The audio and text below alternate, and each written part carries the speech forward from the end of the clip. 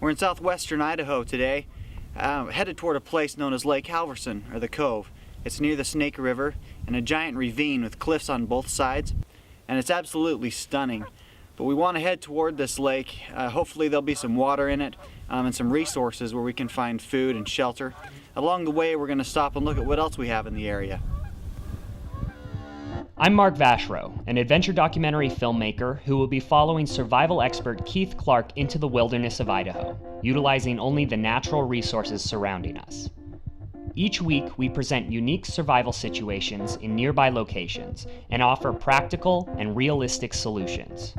We offer a difficulty rating from 1 to 10 for each location based on the 4 factors of survival: food, water, shelter, environment. This is the survival factor.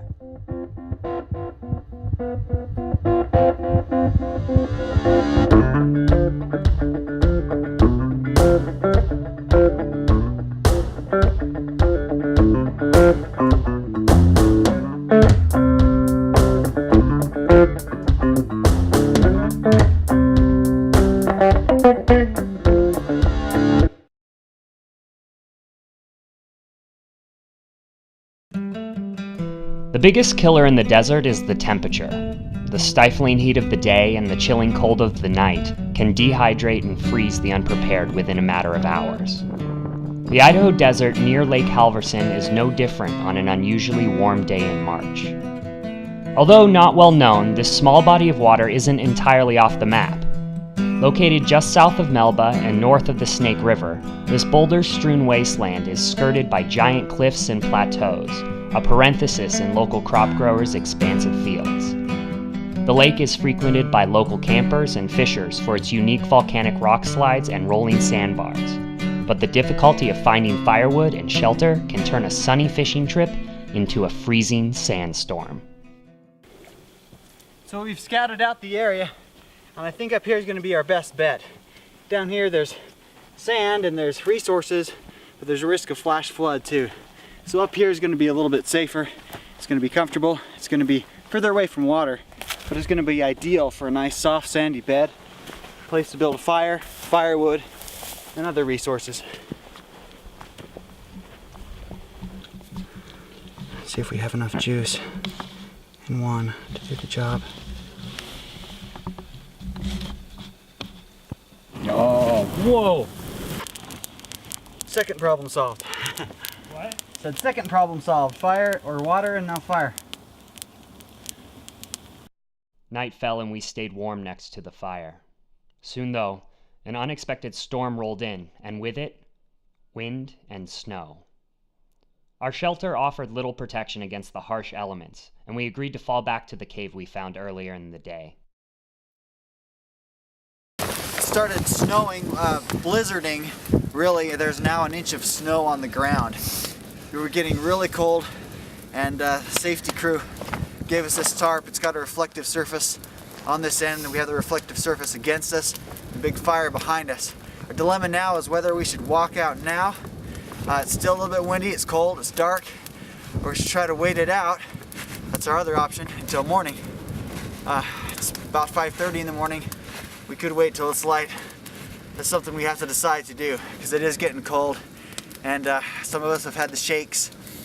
And it's going to be important to get back to the truck at some point, either at daylight or now. By the time we pack up all our stuff and get ready to go, it might be light as it is. So we're just going to have to make it back as safe as we can and as best we can in the circumstances.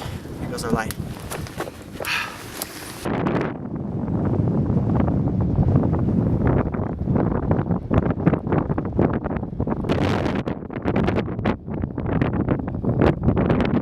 So it's day 2, and it's 30 degrees plus a wind chill factor.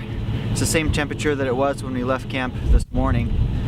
And we broke camp early because it was literally so cold and so windy that the fires weren't giving off very much heat. I could almost reach my hand into the fire and adjust it because there was so much snow and rain and wind pounding it. The wind actually blew one of our fires apart so that we couldn't even keep it together to burn. So we called it quits with camp and headed out. The drastic change in temperature and a sudden, unexpected storm during the night added to our climate's high difficulty rating of 8. Always be prepared for your unexpected desert weather. Despite some sharp lava boulders and a few rock slides to avoid, the hike to the lake was mostly flat and pleasant. We rate the terrain a relatively easy 3. The water factor was harder to rate. While it was abundant, especially in a desert environment, it wasn't potable. Only after heavy filtration with the charcoal were we able to drink from the pond that was mostly irrigation runoff. We rate water difficulty at a 5. While plant life was sparse due to the arid region and late winter season, there were several other edible options, such as lizards or the many insects that inhabited the desert. The food factor comes in at a respectable difficulty of 4.